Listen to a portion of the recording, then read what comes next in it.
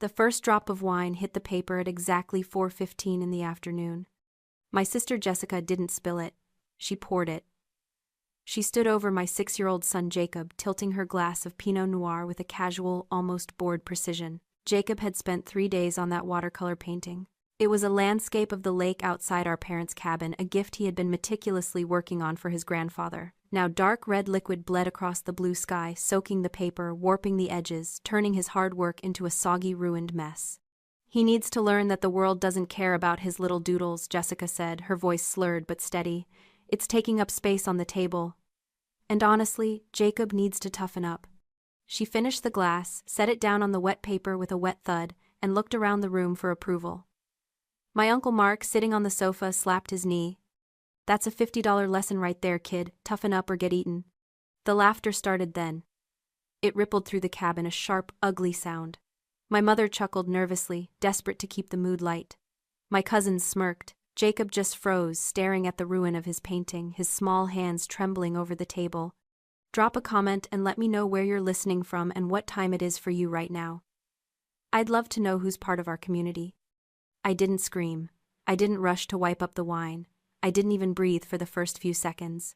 I just watched my son. Jacob didn't make a sound.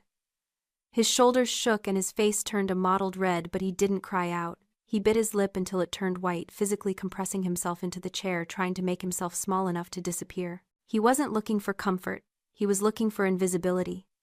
He was waiting for the laughter to stop, hoping that, if he was quiet enough, the predator would lose interest.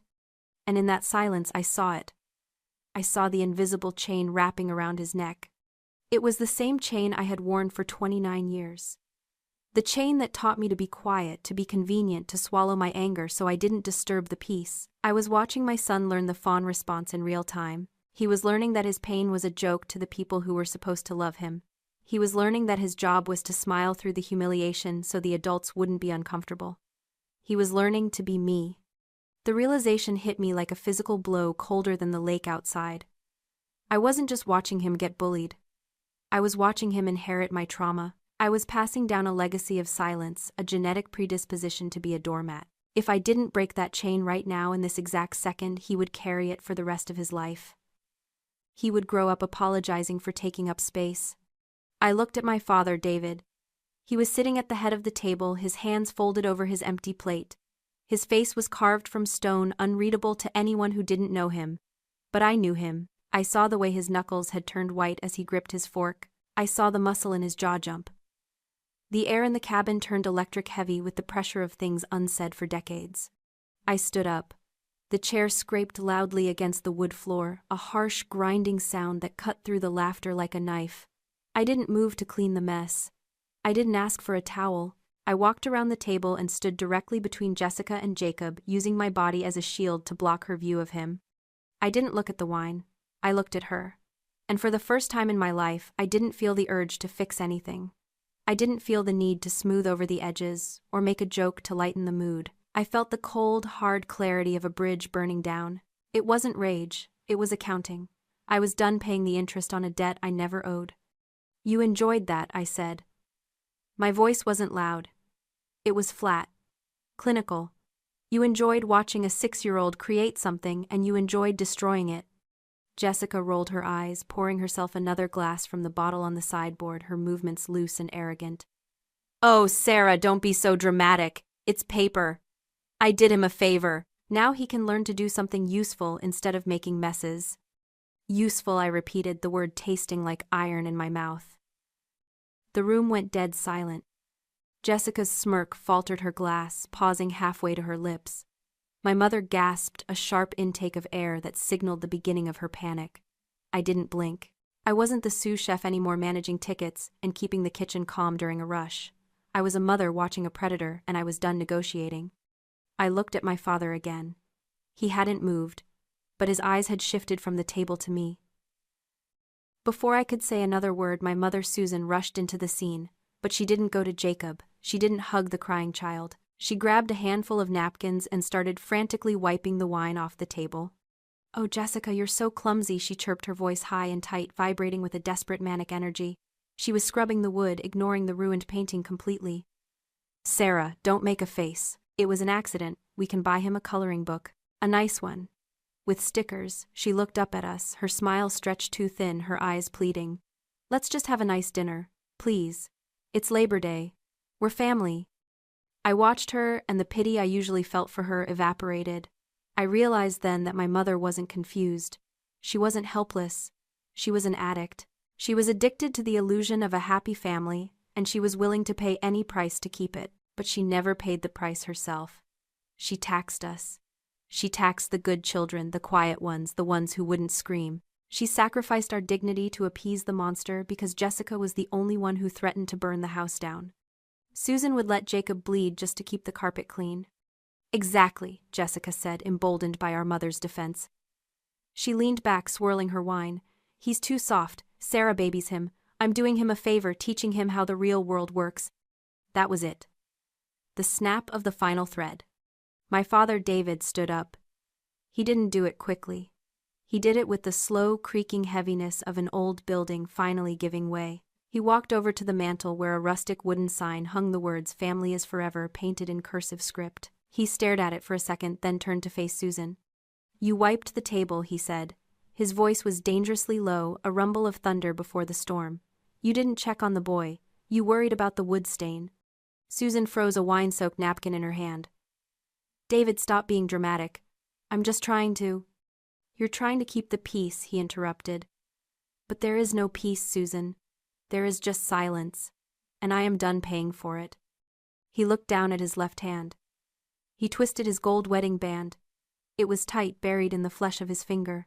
He had worn it for 40 years. He walked to the kitchen sink, pumped a dollop of dish soap onto his knuckle, and began to work it off. It was painful to watch. He grimaced, pulling and twisting until the ring slid over the joint with a wet pop.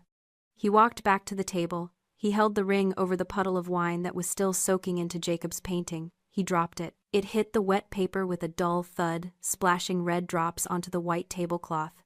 I am done keeping your peace, he said. And I am done protecting you. The silence in the room wasn't just quiet. It was a vacuum. It sucked the air out of the cabin. My mother stared at the ring sitting in the wine like it was a grenade that had just landed in her lap. Jessica laughed, a sharp, nervous bark of a sound. Dad, are you senile? She scoffed, though her eyes were darting around the room. It's a painting. You're going to divorce Mom over a $5 watercolor set. That is pathetic. David didn't look at her. He didn't look at Mom.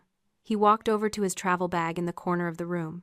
He unzipped it and pulled out a thick, black, leather-bound notebook. It looked old, the spine creased, the edges worn. He walked back to the head of the table and set it down with a heavy thud.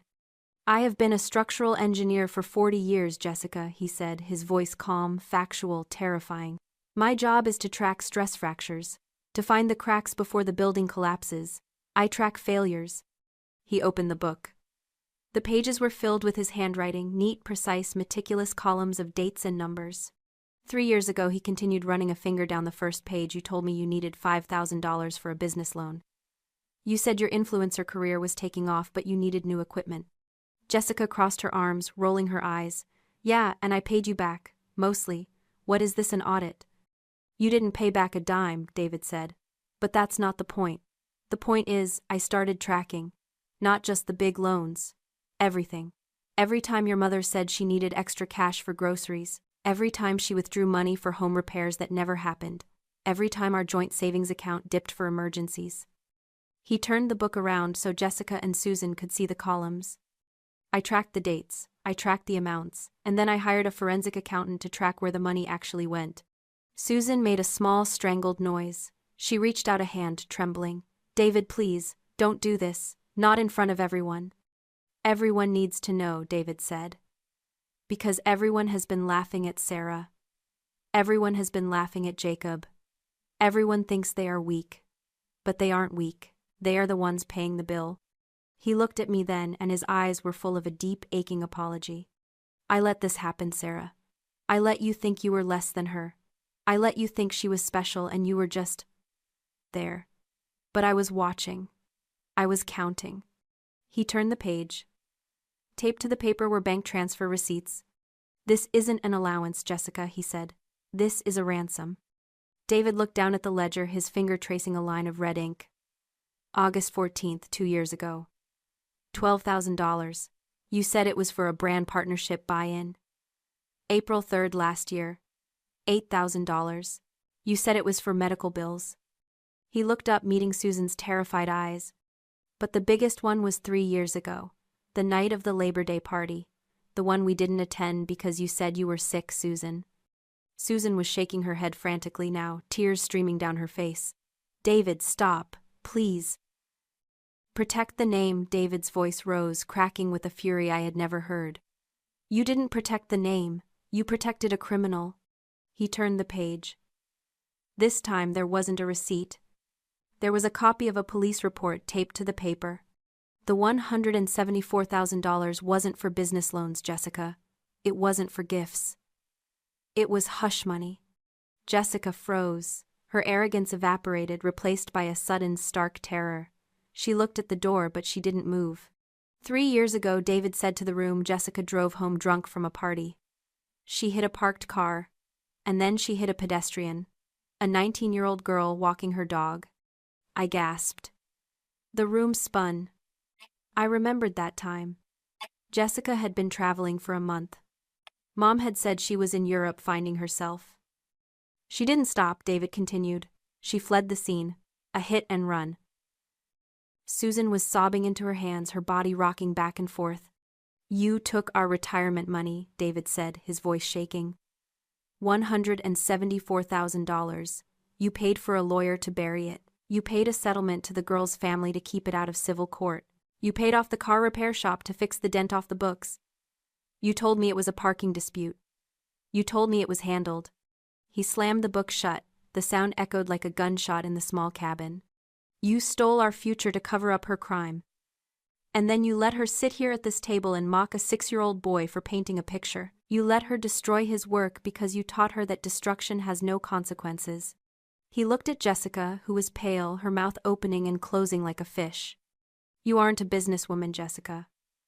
You aren't an influencer. You are a liability. And your mother is your accomplice. The silence that followed was heavy, suffocating. It was the sound of a family myth dying. Jessica tried to rally.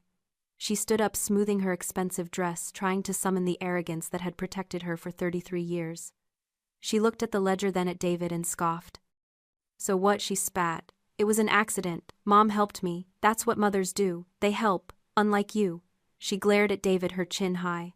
You're just jealous because Mom loves me more. I don't need your money. I have my own brand. I have my own followers. I don't need this dusty old cabin anyway. David looked at her with a cold, detached pity. It wasn't the look of a father looking at a daughter. It was an engineer looking at a condemned structure. You have nothing, Jessica. He reached into the back pocket of the ledger and pulled out a folded document. He placed it on the table right next to his discarded wedding ring and the ruined painting. This cabin is in my name. It was my inheritance from my father. Your mother's name is not on the deed. He smoothed the paper flat. You have 1 hour to vacate these premises. All of you, Susan included. I am listing it for sale tomorrow morning to recoup the retirement funds you stole. You can't kick us out, Susan wailed, her hands clutching her chest. Where will I go? It's pouring rain. I don't know, David said, his voice devoid of emotion. Maybe you can stay with the daughter you invested so much in. He turned back to Jessica. And regarding your own money, as of 10 minutes ago while you were pouring wine on my grandson's art, I froze the joint accounts. I have reported the transfers as fraud pending a forensic investigation. The bank has locked everything. Your credit cards, Mom's cards, the business account you funnel money through. Jessica pulled out her phone. Her fingers flew across the screen, frantic. She tapped her banking app. I watched her face crumble. The color drained away, leaving her looking gray and small. It's declined, she whispered. And there it was, the illusion of power of the empty wallet. I watched my sister, the bully, the golden child, the success story shrink before my eyes. Without the financial ivy drip from my parents, her status, her confidence, and her personality evaporated instantly. She wasn't a powerful woman. She was a child in a costume that she hadn't paid for. Her power was never real. It was rented. And the lease was up. Your power was rented, Jessica, David said, echoing my thoughts. And the landlord is closing the building. He walked over to the front door and opened it wide. The storm outside had broken and rain was pouring down in sheets, turning the dirt driveway into mud. The wind howled into the warm cabin. "Get out." Jessica looked at Uncle Mark, who had been laughing earlier. He looked away, suddenly fascinated by the floorboards. She looked at Susan. Susan was just weeping, useless and broken, unable to save anyone, even herself. Finally, Jessica looked at me. Her eyes were wide and wet, filled with a sudden, desperate realization that she was alone. "Sarah," she pleaded, her voice trembling. "Tell him he's crazy. You can't let him do this to me. I'm your sister." I looked at her.